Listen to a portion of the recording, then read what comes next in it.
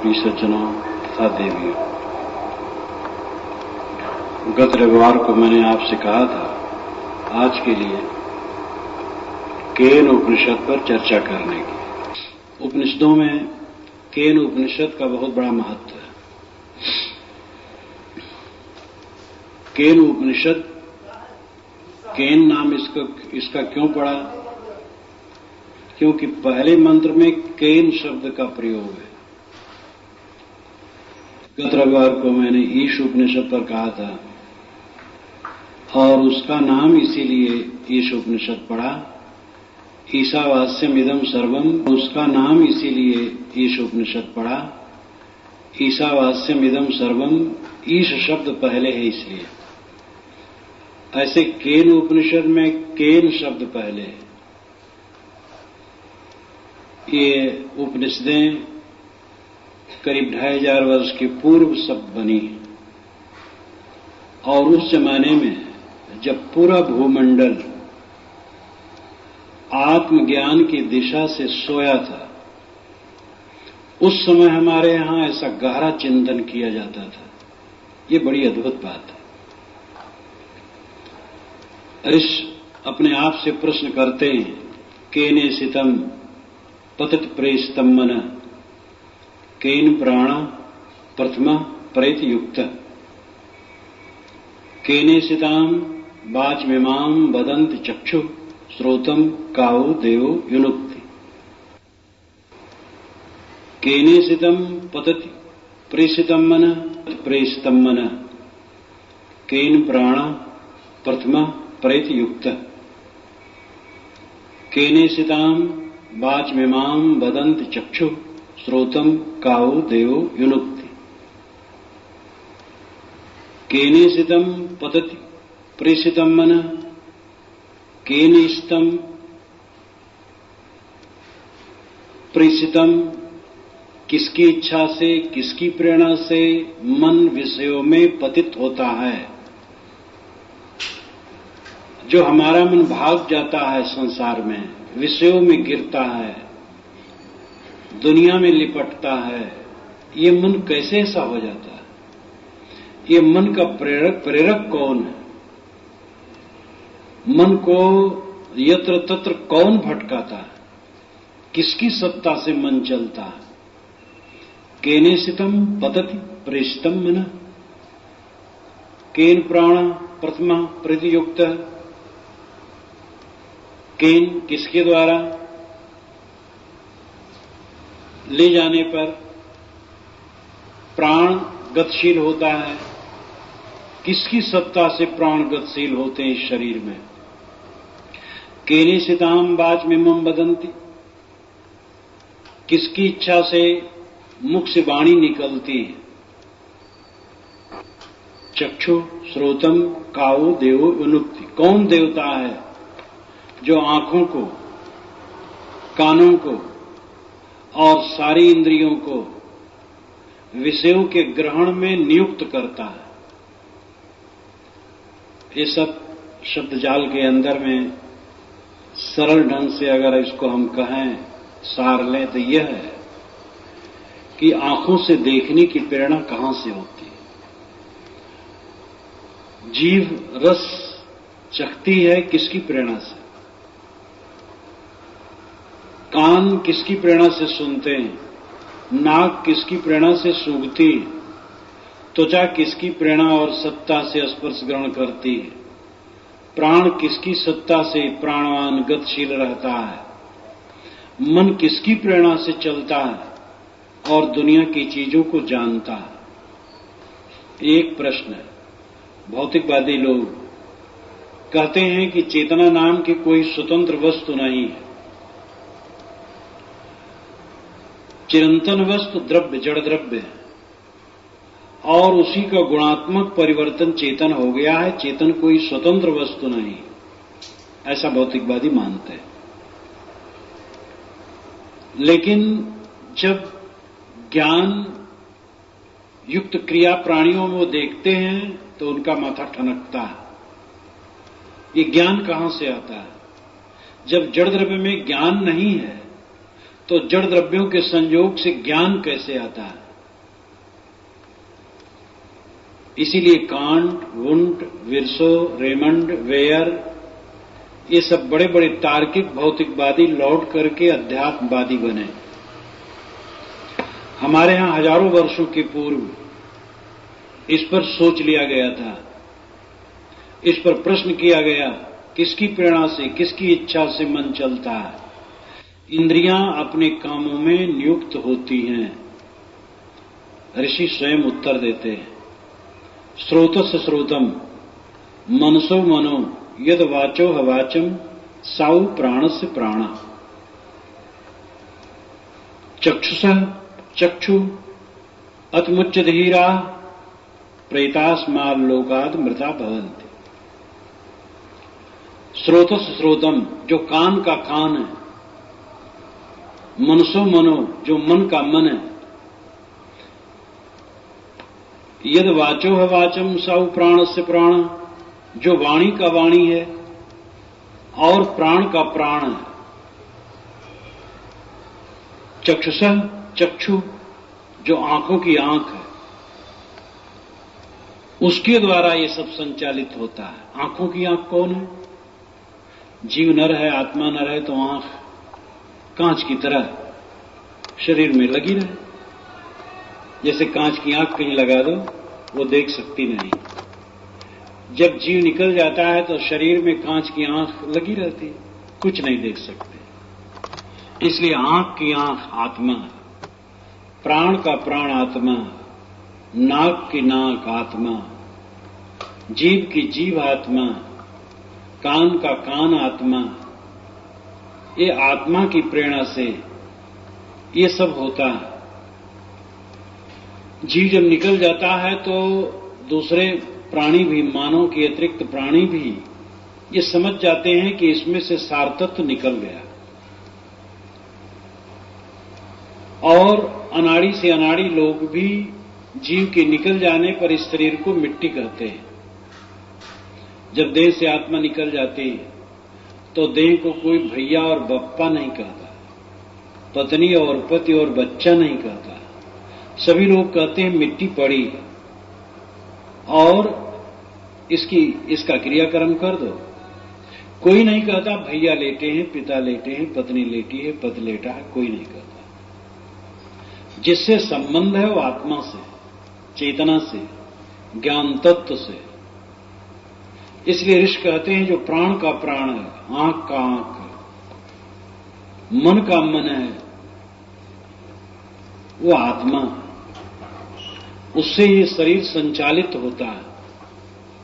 लेकिन ऋषि उसी के साथ और बता देते हैं, अतमुच्च धीरा जो विवेकवान होता है, अतमुच्च इसको अत्यंत ढंग से त्याग देता है इनके विषयों को। तब क्या होता है? प्रेतास्मात् लोकात् मृता भवन्ति। वो इस संसार से छूट करके अमृत हो जाता है। वे केवल जिज्ञासा की पूर्ति नहीं करते, किंतु एक अमर धाम का दरवाजा भी बताते हैं। प्रश्न आया था कि आंखें किसकी सत्ता से देखती, कान किसकी सत्ता से सुनते, मन किसकी सत्ता से विषयों में भटकता है। हमारे पास 5 ज्ञानेंद्रिय और छठा मन है, इसलिए 6 इंद्रिय भी कहा जाए तो गलत नहीं। बौद्ध लोग इसको षडायतन कहते हैं, 6 आयतन। बौद्धों के अतिरिक्त लोग 5 ज्ञानेंद्रिय और छठा मन कहते हैं। अंतःकरण और बाह्य करण रूप में बांटते हैं। कर्ण कहते हैं जानने के साधन को, अंतः कहते हैं भीतर को, अंतःकरण नाम भीतरी जानने के साधन, और बाह्य कर्ण का मतलब है बाहरी जानने के साधन। आंख, नाक, कान, जीभ, चांद, ये बाहरी शब्द, स्पर्श, रूप, रस, गंध विषयों के जानने के साधन है, कर्ण। और अंदर के सुख दुख, हानि लाभ, हर्ष शोक, इस सब को जानने के साधन अंतःकरण, अंतः भीतरी कर्ण साधन मन है। बौद्ध लोग कहते हैं षडायतन। इन्हीं 6 से हम संसार को जानते हैं। तो ये छा जिससे प्रेरित होते हैं वो आत्मा है, वो आप है, जो सबके अंदर में आपा बैठा है, मैं हूं। ये जो मैं तत्व है, आत्म अस्तित्व है, सबके अंदर में बैठा है और उसी की प्रेरणा से इंद्रियां चलती हैं। इसलिए ऋषि कहते हैं तुम कायर मत बनो इंद्रियों के जीतने में। अगर तुम न चाहो तो आंखें कैसे देखेंगी? कोई गलत दृश्य देख रहे हो, तुम्हारा मन लोलुप हो गया है, तुम अपने को समझ जाओ, आंखें कैसे उधर देखेंगी? आंखें बंद हो जाएंगी। विवेकवान के सामने गलत दृश्य आए तो उसकी आंखें मानो बंद हो जाती, उधर वो देखता ही नहीं, गलत शब्द सुनता ही नहीं, गलत स्वाद चखता ही नहीं, गलत स्पर्श करता ही नहीं, वो गलत से हट जाता है। अतमुच्च धीरा, धीर वह है जो अपनी इंद्रियों को उन विषयों से निकाल दे। विषयों का उपयोग तो करना होगा। विषय शब्द कोई विषय कह देने से कोई गंदी बात नहीं होगी। हम देखते हैं, दीवार देखते हैं, एक विषय है, रूप विषय है। पवित्र पुरुषों के दर्शन करते हैं, वो भी रूप है, वो भी विषय है। शब्द सुनते हैं, ज्ञान की बात सुनते हैं, ये भी विषय है। विषय यानी शब्द, स्पर्श, रूप, रस, गंध, उसमें दूषित होते हैं और पवित्र होते हैं, कल्याणकारी होते हैं, अकल्याणकारी होते हैं। हमें चाहिए जो शरीर की रक्षा के लिए उपयोगी हो उन विषयों का उपयोग करें, और आत्मा के कल्याण के लिए जो उपयोगी हो उनका उपयोग करें। जो हमारे शरीर के लिए ही नुकसान करें, जो आत्मा का पतन करें, ऐसी चीजों का उपयोग न करें। नीरछीर विवेक करना पड़ेगा। ये नहीं चलेगा कि आप आंखें बंद कर लें और ऊपर से सीमेंटेड कर दें, जीभ को सिल दें, इंद्रियों को बंद कर दें। ये संभव नहीं। इंद्रियों से व्यवहार करना पड़ेगा। इसीलिए ऋषि कहते धीरा, धीर बनना पड़ेगा, धैर्यवान, विवेकी। देखो गलत न देखो, खाओ गलत न खाओ, सुनो गलत न सुनो, छुओ गलत न छुओ, जिससे मन चंचल हो, विकारी हो, उद्वेगित हो, राग और द्वेष की वृत्ति बने, विषमता आए, अशांति आए, ऐसा प्रयोग इंद्रियों से न करो। जब साधक इस ढंग से हो जाता है, ऐसा प्रयोग नहीं करता है, अतमुच्च, वो अत्यंत रूप से उससे अलग हो जाता है मानव, तो प्रेतास्माल लोकादमृता भवन्ति। ऋषि कहते हैं वह इस लोक से जा करके, प्रेत का मतलब जाना। आप लोग मानते हैं प्रेत एक योनि जो रात में भयंकर रूप लेके खड़ा हो जाता है, और वो बिल्कुल झूठ है। कहीं प्रेत आपको मिले तो पकड़ ले आइए, उसको हम लोग बंद कर देंगे। प्रेत हो तो कुछ नहीं होता। प्रेत आसमान लोकाद मृता भवन्ति। जब जीव यहां से चला जाता है शरीर छोड़ करके, अमृत हो जाता है। कहने का तरीका है उनका, यही अमृत हो जाता है। मर जाने के बाद अमृत क्या होगा जब यहां अमृत नहीं होगा? वो यही अमृत हो जाता है, क्योंकि आपका स्वरूप ही अमृत है। अमृत कहते हैं जो मरे न, अमृत कहते हैं जो जड़ न, मृत कहते हैं जड़ को। और आ उपसर्ग लग जाने से उसका अर्थ उल्टा हो जाता है, जो जड़ न हो, जो मरा न हो। आत्मा कभी मरती नहीं, इसलिए आत्मा अमृत है। और उस अमर तत्व को समझ करके, उस अमर तत्व में स्थित होकर के साधक यही अमृत हो जाता है, और अंततः वो देह के बंधन से भी छूट जाता है। तो ऋषि उत्तर देते हैं कि जो आंख की आंख है, कान का कान है, जीव का जीव है, मन का मन है, वाणी का वाणी है, वो आत्मा है। आत्मा से सारी इंद्रियों का व्यवहार होता है, इसलिए आत्मा श्रेष्ठ है। और आत्मा चाहे यानी आप चाहें तो अपनी इंद्रियों पर बिल्कुल नियंत्रण कर सकते हैं। इंद्रिय और मन पर पूर्ण नियंत्रण ही जीवन की ऊंचाई है। इसी में सच्चा सुख है। हम अपने मन की गंदगी से प्रभावित होकर के भले विषयों में भटकें, लेकिन हमें पीड़ा के सिवा वहां कुछ मिलेगा नहीं। ऋषि आगे और कहते हैं, ना तत्र चक्षुर गच्छति, ना वाक् गच्छति, नो मनो, ना विदमो, ना विजानीमो, यथा एतद् अनुशिष्यात्, अन्यत् एव तद् वित्तात्, अथो अवित्ताद् आदि इत सुश्रुम पूर्वेशाम येन तद्व्यात् चक्षुरे। ना तत्र चक्षुर गच्छति, वहां आंखें नहीं पहुंचती, आत्मा तक आंखें नहीं पहुंचती। वो तो आंखों से देखता है। आंखों से कोई चाहे कि हमें दिखा दो, एक ने कहा आंखों से आप आत्मा को दिखा दीजिए तो मैं मानूं। तो मैंने कहा उसी प्रकार है जैसे आप हट करें कि मैं अपनी आंखों को निकाल करके हाथों पर रख करके देखना चाहता। अपनी आंखों को निकाल के हाथ में रख लेंगे तो कैसे देखेंगे? आंखें जहां वहां रहने दीजिए। अब आपके पास आंखें हैं इसलिए सिद्ध है कि आप दुनिया को देख रहे हैं। इसी प्रकार आत्मा को अपने से अलग करके देखने का जो हठ है, अपने को जाना चाहे कहे जो ऐसी बोल, कहे कबीर सो जियरा भया सो डामा डोल। साहब कहते हैं अपने आप को जो अलग देख रख करके जानना चाहता है और ऐसा कहता वो डामा डोल है। तुम तो हो ही, तुम नहीं हो क्या? मेरी अपनी सत्ता तो निर्विवाद है। ऋषि कहते हैं ना तत्र चक्षुर गच्छति, आंखों से उसको नहीं देख सकते हो, क्योंकि वही तो आंख से देखता है। उसी की सत्ता से आंखें देखती हैं, तो आंखों से कैसे उसको देखोगे? ना तत्र चक्षुर गच्छति, ना वाक् गच्छति, वाणी से उसको पकड़ नहीं सकते हो, क्योंकि उसी द्वारा तो वाणी उच्चरित होती है।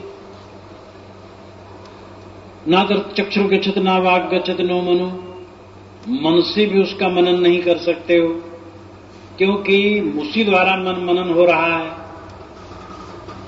ना विदमो, अलग से उसको जाना नहीं जा सकता है। यथा एतद् अनुशिष्यात्, शिष्यों को उसका उपदेश कैसे करें? ऋषि कहते हैं समझ में नहीं आता। कैसे बतावें? आत्मा को कैसे दिखावें? जब याज्ञवल्क्य से एक ऋषि ने उलझ करके कहा था तुम आत्मा कहते हो तो दिखाओ ना कहां आत्मा है। तुम कहते हो घोड़े के 4 पैर होते हैं, वो चलता है, उस पर सवारी की जाती है, घोड़ा को दिखाओ ना।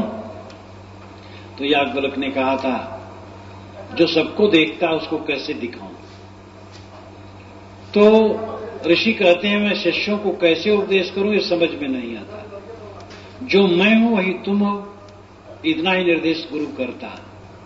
गुरु अपने हृदय से निकाल करके शिष्य के हृदय में कुछ डालता नहीं, किंतु ये बताता है जो मैं हूं वही तू है, जो मेरे में वही तेरे में है।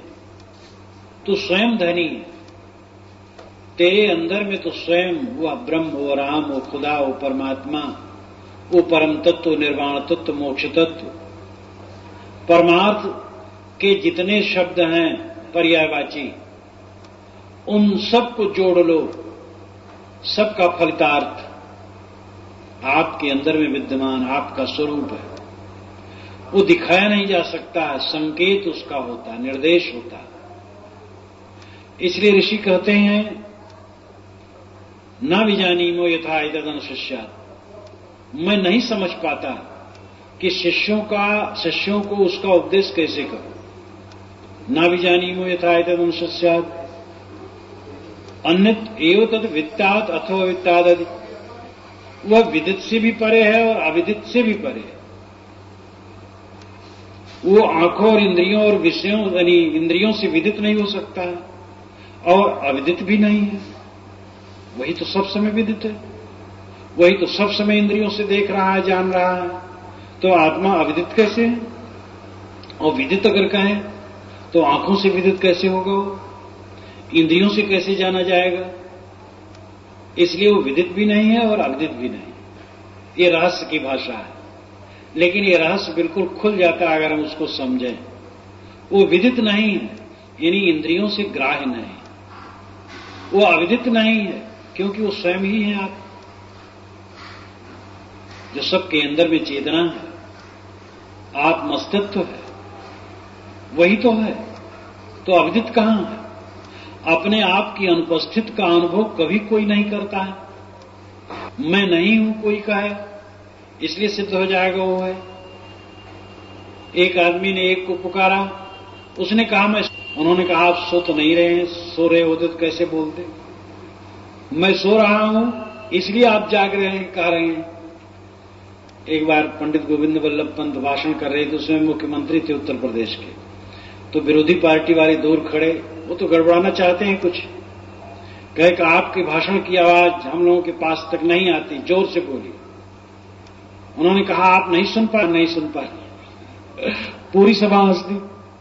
तब उनको पता लगा गलती हुई, क्योंकि नहीं सुन पा रहे हैं, वो कहते नहीं सुन पा रहे हैं, तो कहते नहीं सुन पा रहे हैं, तो बिना सुने कैसे उत्तर देते?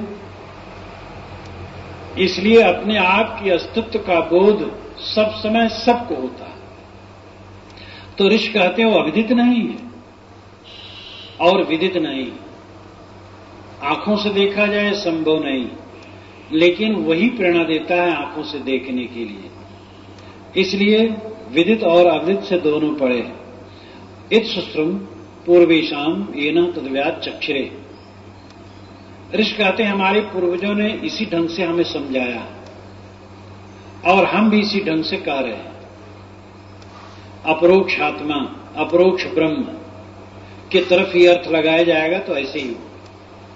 परोक्ष ब्रह्म की तरफ जब अर्थ लगाया जाएगा तब फिर उपगूढ़ हो जाएगा, क्योंकि वहां इंद्रियां नहीं पहुंच सकती, हम जानते नहीं हैं, शिष्यों को कैसे उपदेश करें, यह कह करके चुप हो जाना पड़ेगा। लेकिन ये जो लाइन है अपरोक्ष ब्रह्म की, यानी आत्मा की, केने सितम पतत प्रेषितम मना, ये पहला प्रश्न है। किसकी प्रेरणा से, किसकी इच्छा से मन विरता, और ये प्राण कैसे गतिशील होता है? केने सिताम बाज में मम बदंत चक्षु, किसकी प्रेरणा से वाणी निकलती है और आंखें देखती, और श्रोतम का उदेयो युनुक्ति, कौन देवता है जो कान को लगाता है सुनने में? और उसके उत्तर में ऋषि श्रोतस्य श्रोतम मनसो मनो यद वाचो ही वाचम इत्यादि कहते हैं। जो मन का मन है, वाणी का वाणी है, और स्रोत का स्रोत है वो आत्मा। इसलिए आत्मा को अलग से उठा करके जानने की चेष्टा मत करो, आप हैं। जो खास बात है वो यह है कि मन इंद्रियों को वश में करना, जिसके लिए ऋषि ने बताया कि अतमुच्च धीरा, विवेकवान पुरुष अपने आप को मूंज में से सीख निकाल लेने के समान विषयों से निकाल लेते। वह गलत व्यवहार इंद्रियों की नहीं करते, गलत व्यवहार मन से नहीं करते, जीवन जीते हैं। लेकिन पानी में जैसे कमल होता है, पानी में लिपायमान नहीं होता है, तैसे अपने आप को निर्लिप्त रखते हैं। और जीवन जीने का यही तरीका और कोई तरीका नहीं। ये हाय बप्पा हाय दैया मिट नहीं सकता है आत्मबोध बिना। जो आप चाहते हैं वो होगा नहीं। आप चाहते हैं परिवार के लोग आपके रुचि के अनुसार सब नाचते रहें, वो कभी होने वाला नहीं। आप चाहते हैं आपका शरीर बिल्कुल निरोगी रहे, इसमें सिकन भी न आए, बाल भी उजले न हो और दांत भी न उखड़े, ये संभव नहीं। जो जो हम अनुकूलता चाहते हैं वो प्रतिकूलता के रूप में बदल रही है और निरंतर बदलती जा रही है, बदल के रहेगी। हमें कभी प्रतिकूलता न मिले, अपमान न मिले, ये संभव ही नहीं। सुखी हम तभी रह सकते हैं जब मन को जीते, इंद्रियों को जीते। ऋषि आगे कहते हैं एक एक इंद्रिय पर यद वाचान्यभ्योदितम येन वागिभ्योदते तदेव ब्रह्मत्वम विद्ध नेदम यदमुपास्ते। प्रश्न हुआ कि ब्रह्म कहां है और क्या है? ऋषि उत्तर देते हैं यद वाचान्यभ्योदितम, जो वाणी द्वारा अभ्योदित नहीं हो सकता। अभ्योदित होना, प्रकट होना। वाणी से जिसको प्रकट नहीं कर सकते, वाणी से जिसको कह नहीं सकते। यद वाचान्यभ्योदितम येन वागिभ्योदिते, जिसके द्वारा वाणी अभ्युदित होती है, वाणी प्रकट होती है। तदेव ब्रह्मत्वम विद्धि, तद एव ब्रह्म त्वम विद्धि, उसी को तो ब्रह्म जान। जिसके द्वारा वाणी प्रकट होती है उसको तो ब्रह्म जान। नेदम यदिदम उपासते न इदम यदिदम उपासते, ये नहीं कि जिसकी तू उपासना करता हो ब्रह्म है। आज तक तू जिसकी उपासना करता आया है वो ब्रह्म नहीं। तू आंख से देख करके किसी मूर्ति की उपासना करता है, किसी लिंगी की उपासना शिवलिंगी की उपासना करता है, किसी ताजिए की उपासना करता है, किसी मकबरे का करता है, तो किसी स्तूप का करता है, तो किसी गंगा जमुना का करता है। ऋषि कहते हैं नेदम यदिदम उपासते, नेदम यदिदम ना इदम यदिदम उपासते, ये जिसकी तू उपासना कर रहा हो ब्रह्म नहीं है। ब्रह्म तो वह है जो वाणी से प्रकट नहीं होता, किंतु जिसकी सत्ता से वाणी प्रकट होती है। किसकी सत्ता से वाणी प्रकट होती है? अंतरात्मा। अंतरात्मा ही जब चाहती है बोलूं तब वाणी हिलती, जीभ हिलती। अंतरात्मा जब तक नहीं चाहती है वाणी हिल नहीं सकती है। जो मौन हो जाते हैं जीभ मजाल है कि बोल दे। खड़ेश्वरी हो जाते हैं, 12-12 बरस 16-16 बरस तक खड़े रहते हैं, उनके पैर में राग मवाद बहता रहता है, लेकिन ये क्या बल है पैर का कि बैठ जाए। जो एक हाथ उठाए रखते हैं 12 बरस तक एक हाथ उठाए रहे, हाथ सूख गया, हाथ में क्या शक्ति है कि वो नीचे आ जाए। अंदर का प्रेरिता इंद्रियों को जैसे चलाएगा वैसे तो होगा। फिर आप तंबाकू नहीं छोड़ सकते। 12 बरस तक लोग खड़े रह जाते हैं, आप तंबाकू नहीं छोड़ सकते, बीड़ी नहीं छोड़ सकते, पान नहीं छोड़ सकते, मांस नहीं छोड़ सकते, शराब नहीं छोड़ सकते। कैसे नहीं छोड़ सकते? जब लोग ऐसे ऐसे होते हैं कि 12-12 बरस तक खड़े हैं, 16-16 बरस तक हाथ ऊपर किए खड़े हैं, तो आप पान तंबाकू कैसे नहीं छोड़ सकते? अपने बल को समझें। आपद तेज समारोह आपे, तीनों लोग हाँकते कापे। हनुमान चालीसा में मुझे ये चौपाई बहुत प्राणवान लगती। आपन तेज समारोह आपे, तीनों लोग हाँकते कापे। अपने तेज को संभाल लो, तीनों लोग आपके हाँक से कांपेंगे। तीनों लोग का मतलब है मन वाणी कर्म। ये तीनों पर आपका आधिपत्य हो जाएगा। अपने बल को समझिए, अपनी शक्ति को अपने तरफ लौटाइए। तो ऋषि कहते यद वाचान्नभ्योदितम, जिसके द्वारा वाणी प्रकट नहीं होती, हीन वाग्यभ्योदते, जिससे वाणी प्रकट होती है, जो वाणी से प्रकट नहीं होती किंतु जिसके द्वारा वाणी प्रकट होती है, तदेव ब्रह्मत्वम विद्धि, उसी को तो ब्रह्म जान। नेदम यदम उपासते, जिसकी तू उपासना करता हो ब्रह्म नहीं। यन मनसा नामनते ये नाहुर मनोमतम, तदेव ब्रह्मत्वम विद्ध नेदम यदम उपासते। यन मनसा नामनते, मन द्वारा जिसका मनन संभव नहीं है, यन मनसा नामनते ये नाहुर मनोमतम, यह कहा जाता है एन आओ आओ नाम कहना। ऐसा कहा जाता है कि उसी के द्वारा मन मनन करता है, उसकी सत्ता पाकर के मन मनन करता है। तदेव ब्रह्मत्वम विद्धि, उसी को तो ब्रह्म जान जो मन का नियंत्रक है। नेदम यदम उपासते, और मन से सोच सोच करके जिसकी तू उपासना करता वो ब्रह्म नहीं। मालूम होता है कोई आधुनिक कह रहा, क्या हमारे ऋषि कम आधुनिक थे? हम ये सबको पढ़ना गुनना भूल गए। अगर कहीं कुछ होता है तो भागवत कथा हो रही, वहां गए बैठे, तो फिर वहां रासलीला कथा हो, कभी तो जन्म हुआ, कृष्ण महाराज का जन्म बता दिया गया, कभी धुंधकारी कथा बता दी गई, कभी वो जमला अर्जुन उद्धार बता दिया गया, एक दिन एक रासलीला बता दी गई, एक दिन कंसवध बता दिया गया। अब आप यही सुन करके बस कृतार्थ हो गए। जो हमारे यहां रहस्य भरा है पुराने ग्रंथों में, वो सब धीरे धीरे मनन चिंतन छूट गया। निर्गुणी धारा के संतों ने उसको उठा करके सामने रखा अपनी भाषा में। सदगुरु कबीर और उसके पश्चात एक विशाल वाहिनी जो निर्गुणी धारा संतों की है, दादू साहब, नानक साहब, खीसा साहब, पलटू साहब, ये सब जो निर्गुणी धारा के संतों ने कहा, वही सार तत्व को कहा जो पुराने जमाने में उपनिषदों में कहा गया था। तो यद वाचा नभ्योद, जिसको आंखें नहीं देख सकती, एन चक्षुष पश्यत, जिसकी सत्ता से आंखें देखती हैं, तदेव ब्रह्मत्वं विद्धि, उसी ही को तू ब्रह्म जान। जिसकी सत्ता से आंखें देखती हैं, उस सत्ता को तू ब्रह्म जान। नेदम यदम उपासते, आंखों से देख करके जिसकी तू उपासना करता वो ब्रह्म नहीं।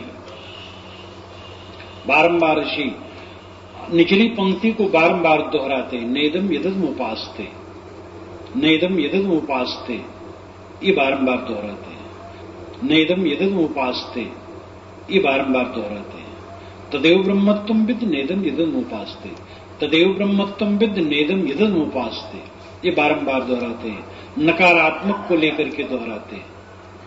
नकारात्मक की जरूरत पड़ जाती है। जब लोग जड़ हो जाते हैं अंधविश्वास में और उसको सकारात्मक मान लेते हैं, तो नकारात्मक भाषा में फटकारना पड़ता है, तभी वो छूट। इसीलिए यहां 5 मंत्रों में नकारात्मक नकारात्मक कहते हैं। यह चक्षुषा न पश्यत, जिसको आंखों से नहीं देख सकते, एन चक्षुष पश्यत, जिसकी सत्ता से आंखें देखती हैं। देखो आप नींद में होते हैं, सुसुप्त में आंखें कहां देखती हैं? कितने लोग तो सोते हैं आंखें खुली रहती, लेकिन देख नहीं सकते, क्योंकि देखने वाला के सामने तो एक अवस्था का आवरण आ गया है। तो आंखें क्या करेंगी? मन भी, हम बैठे रहते हैं, बातचीत करते हैं, बातचीत करते करते मन हमारा कहीं अलग चला गया, तो अगला आदमी जो कह रहा है उसको हम समझ नहीं पाते हैं, तो कहते हैं अच्छा जरा फिर से कहो। तो फिर से कहने मतलब हम ध्यान नहीं दिया। इसलिए मन का भी जो मन है, आंखों का जो आंख है, कान का कान है, जीव का जीव है, वो आत्मा, इसको पहले कहा है। तो जो आंखों से नहीं दिखाई देता, किंतु जिसकी सत्ता से आंखें देखती हैं, उसको तो ब्रह्म जान। आंखों से देख करके जिसकी तू उपासना करता वो ब्रह्म नहीं। यत् प्राणे न प्राणत येन प्राण प्रणीयते तदेव ब्रह्मत्वं विद् नेदम यदम उपासते। यत् प्राणे न प्राणत, जो प्राण से गतिशील नहीं होता, येन प्राण प्रणीयते, किंतु जिसकी सत्ता से प्राण गतिशील होते, तदेव ब्रह्मत्वं विद्, उसी को तो ब्रह्म जान। नेदम यदम उपासते, प्राण से गतिशील तत्व की जो तू उपासना करता वो ब्रह्म नहीं। प्राण जिसकी सत्ता से गतिशील वो ब्रह्म है। उसको मैंने पहले कहा, प्राण से प्राणा मंत्र आया था। चक्षु से चक्षु, मनसो मनो, जो मन का मन है, आंख है, प्राण का प्राण है, वो आपका स्वरूप है, आप है। ये मत समझिए आप है, वो आप ही, वो आत्मा, वो ब्रह्म। ऋषि कहते हो तुम ही हो। इसलिए अहम अस्मीत बारंबार उपनिषद में आता, अहम अस्मीत, मैं ही हूं, अहम ब्रह्मास्मि तत्त्वमस, अयम आत्मा ब्रह्म, प्रज्ञानम ब्रह्म, ये उपनिषद की बराबर घोषणा। तो यद प्राणन न प्राणति, जो प्राण से गतिशील नहीं होता, एन प्राणा प्रणीयते, जिसकी सत्ता से प्राण गतिशील होते हैं, तदेव ब्रह्मत्वं विद्धि, उस आत्मा को तो ब्रह्म जान। नेदम यदम उपासते, न कि जिसकी तू उपासना करता है वो। ये चोत्रण न श्रृणोत, एन श्रोत मिदम श्रुतम तदेव ब्रह्मत्वं विद् नेदम यदम उपासते, जो कान से नहीं सुनाई देता, जिसकी सत्ता से कान सुनते हैं, उसको तू ब्रह्म जान। और कान से सुन करके जिसकी तू उपासना करता है वो ब्रह्म नहीं। इन 5 मंत्रों का।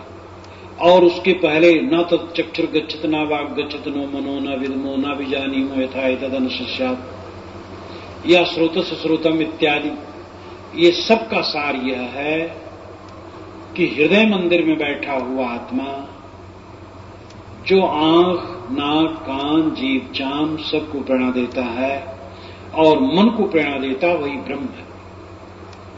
और कबीर साहब की भाषा में कहें तो वही राम है। कबीर साहब ने ब्रह्म बहुत राम कहा, क्योंकि वे वैष्णव परंपरा से जुड़े थे, स्वामी रामानंद से, और राम शब्द का उस समय बहुत प्रचार था, इसलिए कबीर साहब ने राम शब्द खूब कहा। केवल अपने मुख्य ग्रंथ बीजक में 250 बार उन्होंने राम कहा। इसलिए जो अंदर में जिसकी सत्ता से सब हो रहा है, उपनिषद की ऋषि उसको आत्मा और ब्रह्म कहते हैं, और कबीर साहब उसको राम कहते हैं। और वह राम, वो ब्रह्म, वो आत्मा, वो आप है। आप अपनी सत्ता और महत्ता को समझें। आप अपने को काट के अलग न करें राम से और भगवान से। अपने को हीन और तुच्छ न समझें। आप परम पवित्र, परम शुद्ध बुद्ध, परम कल्याणमय, जो आप चाहते हैं दुख की अत्यंत निवृत्त और परमानंद और परम शांत, वो आपका स्वरूप ही है। उसको पहचाने। इसीलिए ऋषि कहते हैं नेदम यदम उपासते, जिसकी तू उपासना करता हो ब्रह्म नहीं। ब्रह्म तो वह है जो सबको प्रेरणा करता है, और तू ही। आगे और आत्मा के विषय में वो जोड़ डाल करके और खुलासा करते हैं। प्रतिबोध वित्तम मतम अमृतत्वम ही विन्दते, आत्मना विन्दते वीर्यम विद्या विन्दते अमृतम। प्रतिबोध वित्तम मतम, प्रतिबोध से जो विदित है वही मत है, वही ज्ञान है। प्रति कहते हैं लौटने, जैसे प्रतिबिंब, प्रतिध्वनि, प्रतिक्रिया, प्रतिबल, प्रतिनाम उठना।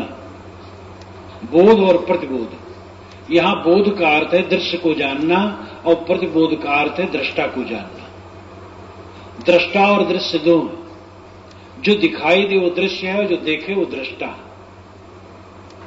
ये सारा प्रपंच दिखाई देता है, ये दृश्य।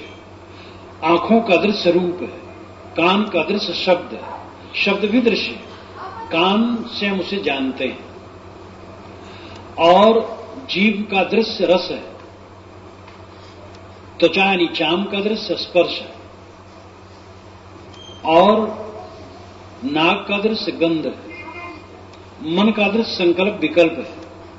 पांचों विषय और संकल्प विकल्प ये सब दृश्य, और इसका दृष्टा आत्मा चैतन्य जो सबके अंदर में बैठा है, वह दृष्टा। दृष्टा देखता है तब उसको बोध होता है, और जब लौटता है अपने तरफ तब प्रतिबोध होता है। प्रतिबोध होना है अंतर्मुख होना। हम जब बाहर आंख खोल करके देखते हैं तो बहिर्मुख हो जाते हैं, आंखें बंद कर लेते हैं जब तो अंतर्मुख हो जाते हैं। लेकिन अगर मन अंतर्मुख ना हो तो केवल आंख बंद करने से अंतर्मुख नहीं होंगे। बाहर सोचते हैं तो बहिर्मुख हैं, जब अंदर सोचते हैं तो अंतर्मुख हैं। प्रतिबोध वित्तम मतम, प्रतिबोध से जो विदित है, प्रतिबोध द्वारा जो जाना गया है वही सच्चा ज्ञान है। अंतर्मुख द्वारा जो जाना गया वही सच्चा ज्ञान है। संसार को भूल करके जो जाना गया वही सच्चा ज्ञान है। यहां संसार को भूलने की राय देते हैं ऋषि। हम एक क्षण नहीं भूलना चाहते हैं। हम कुछ करना चाहते हैं, देखना चाहेंगे, देखने कुछ नहीं मिलेगा तो कुछ सुनना चाहेंगे, सुनने नहीं मिलेगा तो कुछ चीखना चाहेंगे, नहीं कुछ हो तो तम्बाकू रगड़ करके थोड़ा सूंघे तो कुछ लगता है गर्माहट है, कुछ पान खा लें, चाय ही पी लें 2 कप, और कुछ तो करें, कुछ न करें, बेकार की जिंदगी। ऋषि कहते हैं कि जिसको तुम बेकार कहते हो वही साकार है, और जिसको तुम साकार कहते हो बेकार है। तुम्हारे ऐसे कुछ क्षण होने चाहिए जब सारी इंद्रियां ठप हो और मन ठप हो, यही समाधि है। इंद्रियों का ठप हो जाना और मन का ठप हो जाना समाधि है। इंद्रियां क्रिया छोड़ दे और मन क्रिया छोड़ दे, फिर क्या पूछना, शेष स्वयं शु तत्व आ जाए। प्रतिबोध वित्तम मतम, प्रतिबोध से विदित मत यानी ज्ञान, वही आत्मज्ञान है। अपने तरफ लौट आने से जो ज्ञान होता वही ज्ञान है। आप सबके बीच में बैठे रहें, बात करते रहें, अपने आप का ख्याल नहीं होगा। अकेले हो तब ख्याल होगा, लेकिन अकेले में भय लगता है। अकेले में तो खुराफात की याद आती है तो और भय लगता है। और निश्चित है मन जितना शैतान है उतना खुराफात की याद होगी, लेकिन खुराफात से घबराए न मन के खुराफात से। उसको तोड़ने के लिए अकेले हों और अपने आप को परखने के लिए अकेला होना बहुत जरूरी है। जब आप अकेले खाट पर बैठे होते हैं तब आप अपने चेहरे को, अंदर के चेहरे को समझ सकते हैं कि आपका चेहरा कुद्रूप है कि सुंदर है। अगर अकेले में आपके अंदर में प्रेम, करुणा, क्षमा, दया, संतोष, निर्मलता है तो समझ लीजिए आपका चेहरा ठीक है। सबके बीच में बातचीत करते तो ये गंदगियां नहीं रहती है करीब करीब। जब सब हट जाते अकेले में गंदगियां उभरती हैं, और अकेले में अच्छाइयां उभरें इसका मतलब गंदगी घट गई और अच्छाइयां आ गई। अकेले बैठे हों, अकेले चलते हों, अकेले हो तब अंदर में क्या उठता है इस पर ध्यान दीजिए, और उसी समय अपने आप की परख होती है। इसलिए हर साधक को अकेले होना चाहिए। कुछ समय के लिए अकेले होइए, और जब एक खुराफात मन में आएगा तो आप घबरा जाएंगे, लेकिन घबराइए ना, साधना कीजिए, मन को ठीक कीजिए। जो परिपक्व साधक है जैसे अकेले होता है समाधि है मानो उसकी। दूसरे लोग में बातचीत करते हैं, बहिर्मुख वृत्ति हो जाती है। जैसा दूसरा हटाओ समाधि में ही,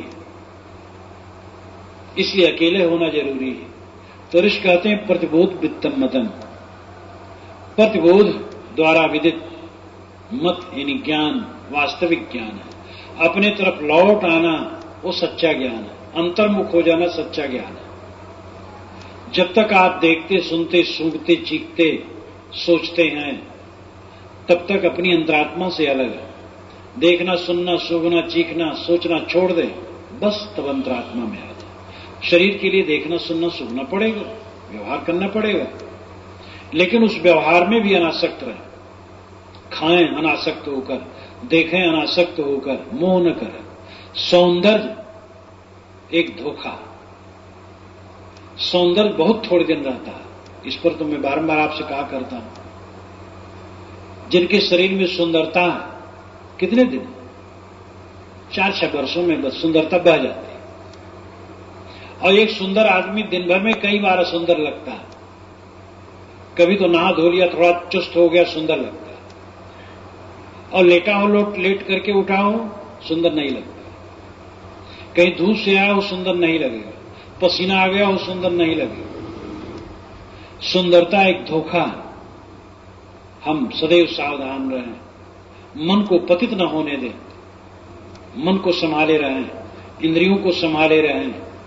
यही मनुष्य की वीरता है, इसी में उसे सच्ची शांति मिलेगी। प्रतिबोध वित्तम मतम, अपनी तरफ लौट आना आत्मज्ञान है। अमृतत्वम ही विंदते, इससे अमृतत्व का अनुभव होता है। अपने तरफ लौट आने से अमृतत्व का अनुभव होता है। जो बाहर रहेगा विष का अनुभव होगा।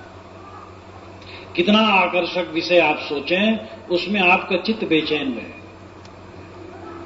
जितने रागात्मक गीत हैं वो कैसे आप जानते हैं, जो विरह के गीत हैं, वो कहीं भी रिकॉर्डिंग में सुन लो, तेरी याद में जी छटपटाता है और दिल फटता है, या ये हो रहा है, वो हो, हरदम परेशान।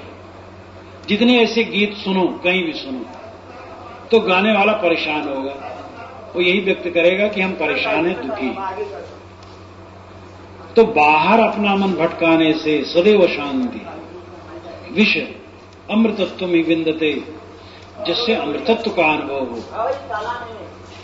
वो प्रतिबोध वित्तम मदम में, अंतर्मुख होने में। जब आदमी बाहर से लौट करके आत्म अभिमुख होता है तब उसे अमृतत्व का अनुभव होता है।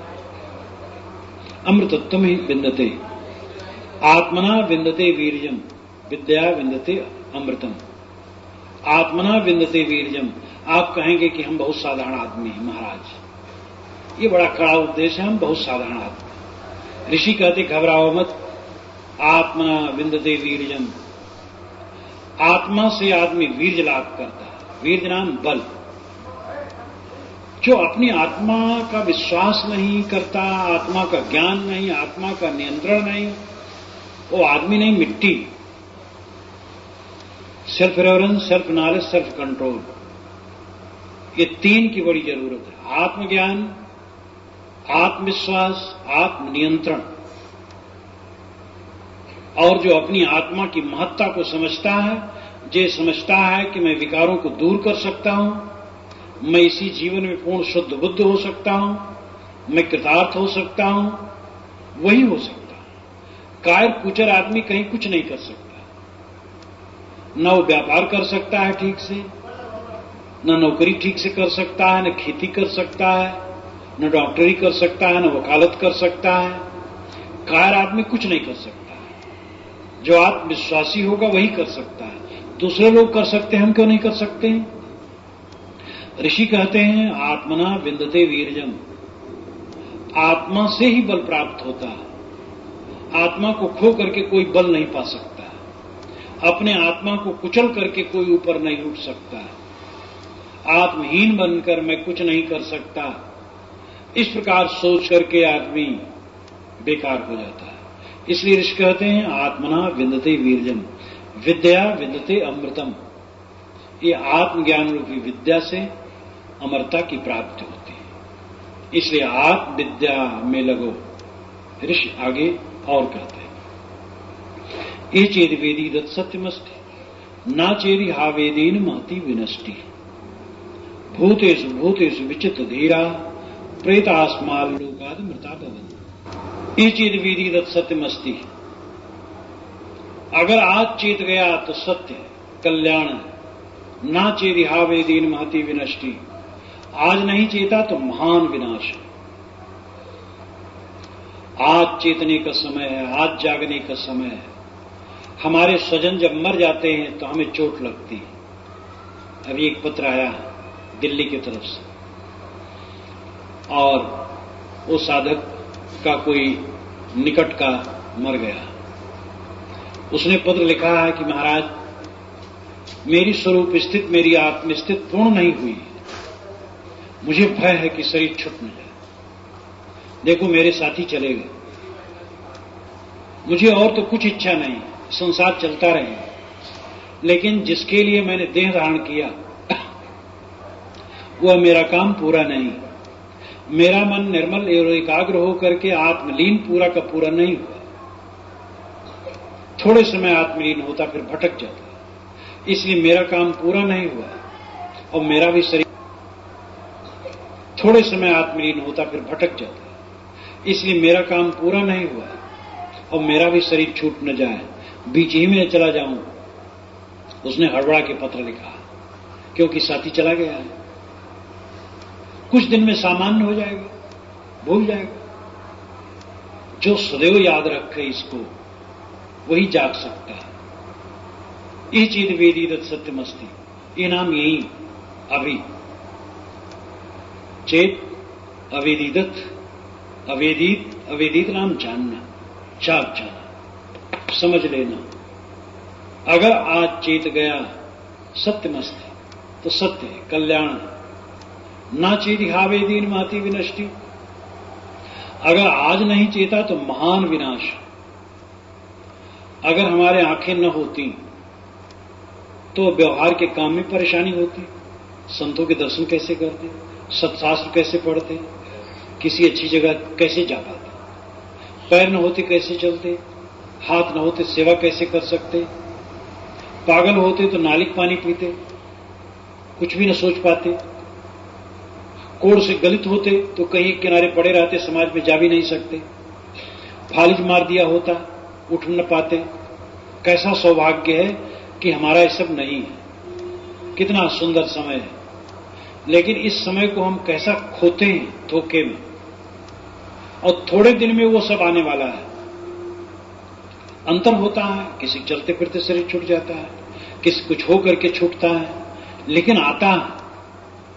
देरी लगती है लेकिन देरी है नहीं, बहुत जल्दी जल्दी सबके सामने ये चीज आती है।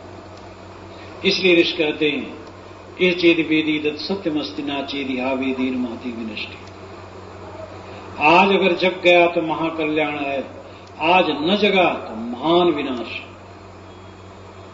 इसलिए हमें जग जाना चाहिए। भूतेषु भूतेषु विचित धीरा प्रेतास्माद लोकाद मृता भवन्ति। भूत भूत में, भूत का मतलब आत्मा, भूत का मतलब मिट्टी, पानी, आग, हवा, आकाश। जड़ तत्वों को भी भूत कहते हैं और आत्मा को भी भूत कहते हैं। वह आत्मभूत हैं। इस प्रकार भी भूत प्रत्यय जोड़ करके कहा जाता है, नहीं आत्मलीन है। ब्रह्मभूत हैं यानी ब्रह्मलीन है। तो भूत प्रत्यय भी लगता है, जो लीनता के लिए भी प्रयोग होता है। लेकिन भूत मानते हैं लोग जो काला काला होता है और रात में आता है, क्योंकि जिनके दिमाग में रात है उन्हीं को भूत आता है। अगर दिमाग में हमारे रात न रह जाए तो भूत चला जाएगा। भूत प्रेत नाम की कोई चीज नहीं, चुड़ैल नाम की कोई चीज नहीं, और ये सब दिमाग में बिल्कुल नहीं रखना चाहिए। ऋषि कहते भूतेषु भूतेषु विचित धीरा। भूत भूत में यानी प्राणी प्राणी में विचित्र नाम अच्छी तरह से चिंतन करके कि वो आत्मअस्तित्व मेरे ही में नहीं, सब में जो मैं हूं वही हुआ है, वही सब है। भूतेषु भूतेषु विचित्र धीरा। प्राणी प्राणी उस आत्म तत्व को जान करके प्रेतास्माल लोकाद मृता भवन्ति। प्रेत होकर के, प्रेत यानी जा करके, यहां भी भूत प्रेत दोनों आया। ये भूत प्रेत दोनों अर्थ नहीं है। भूतेषु भूतेषु विचित्र धीरा प्रेतास्माल लोकाद मृता भवन्ति। भूत भूत नाम प्राणी प्राणी में उस आत्म तत्व को जान करके प्रेत अस्माल लोकाद मृता भवन्ति। इस लोक से जा करके, प्रेत नाम जा करके अमृत हो जाता है। इस लोक से जा करके मतलब इस लोक का मोह छोड़ करके, जो हमारे चारों तरफ फैला हुआ है उसका मोह जीत करके वो अमृत हो जाता है। यही अमृत, यही विष है। हम शरीर में और शरीर के इर्द गिर्द फैले हुए प्राणी पदार्थों में मोहग्रस्त हैं, तो मानो मरे हुए हैं, और इन सब में हम अनासक्त हैं तो अमृत है। लेकिन ये बिल्कुल उल्टा लगेगा। पास वालों मोह न करे, राग न करे, द्वेष न करे तो आनंद ही क्या। एकदम मर जाए, कुछ नहीं, कुछ न करे, बेकार जिंदगी लगती है जो उसमें कुछ गर्माहट, और गर्माहट समझते हैं उलझना। लेकिन ये भूल है हमारी आदत ऐसी है। अब आदत बस ऐसा हम समझते हैं। हम इंद्रिय और मन के जो विषय हैं उनमें आनंद मानने के आदी हैं। जब उससे हट करके प्रतिबोध वित्तम मतम अमृतत्वम ही विंदते, जब हम प्रतिबोध में आएंगे, अपने तरफ लौटेंगे, आत्मलीन होंगे, उसका सुख जब अनुभव में आ जाएगा तो सब फीका हो जाएगा। कहां विषय को भोग, परम भोग एक और है, जाके होत संयोग नियत लागत इंद्रपद। ये भरतहरि जी के श्लोक का अनुवाद है। कहां विषय को भोग, परम भोग एक और है। ये इंद्रियों से जो विषय भोग में क्या कीमत है। परम भोग तो कुछ और ही है, जिसके संयोग से होने पर इंद्र पद भी फीका लगता है।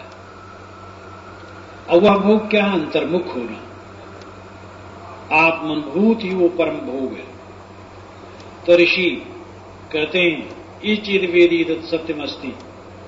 आज अगर जग गए, आज चेत गए तो कल्याण समझो, आज न चेते तो महाविनाश है।